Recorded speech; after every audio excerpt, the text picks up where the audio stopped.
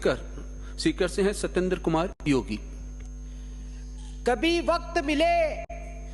वक्त मिले तो तुम मुझे पढ़ना, मैं तुम्हारी उलझनों का समाधान हूँ, मैं भारत का संविधान हूँ, मैं भारत का संविधान हूँ। सबसे पहले मैं विद्या की देवी माँ सरस्वती के चरणों में नतमस्तक होकर नमन करता हूँ।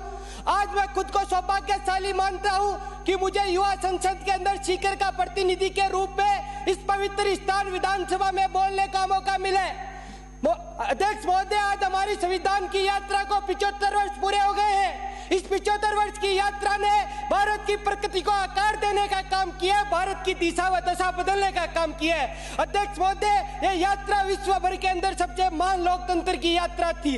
अध्यक्ष महोदय, आज भारत के अंदर प्रत्येक नागरिक को अपने अधिकार तो पूर्ण रूप से चाहिए, लेकिन वो अपने कर्तव्य भूल रहे, अपने कर्तव्यों का सही तरह से पालन नहीं कर पा रहे। आज हम सबको एक संकल्प लेना होगा कि हम अपने अधिकारों के लिए आम व्यक्ति के अधिकारों का हनन नहीं करेंगे। हमारा संविधान भारत की एकता का आधार है और विकसित भारत के संकल्प को पूरा करने के लिए भारत की एकता आवश्यक है। अध्यक्ष महोदय, आज हमारे संविधान की यात्रा को 75 वर्ष पूरे हो गए, लेकिन आज भी इस देश के अंदर राष्ट्रीय विरोधी ताकतें विराजमान है। आज भी इस देश के अंदर भारत तेरे टुकड़े होंगे से नारे लगाए जाते हैं, पाकिस्तान खालिस्तान का समर्थन इस देश में किया जाता है। अध्यक्ष महोदय, आज भी इस देश के अंदर केवल अपनी राजनीतिक रोटियां सेकने के लिए संविधान को लेके आम जनता के बीच में गलत धारणा फैलाई जाती है। कहते हैं कि सत्ता में बैठा दल लोकतंत्र को खत्म करने का काम कर रहा है, संविधान को खत्म करने का काम कर रहा है, आरक्षण को खत्म करने का काम कर रहा है। अध्यक्ष महोदय, ये वो संविधान है, तब इस संविधान का जन्म हुआ था, तब हम आजादी हुए थे।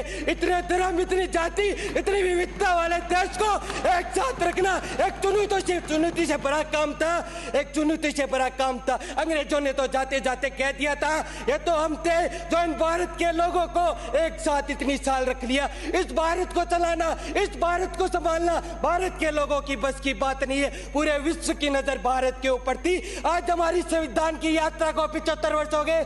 आज हम एक भी है और तेजी से विकसित भारत की ओर आगे भी बढ़ रहे हैं।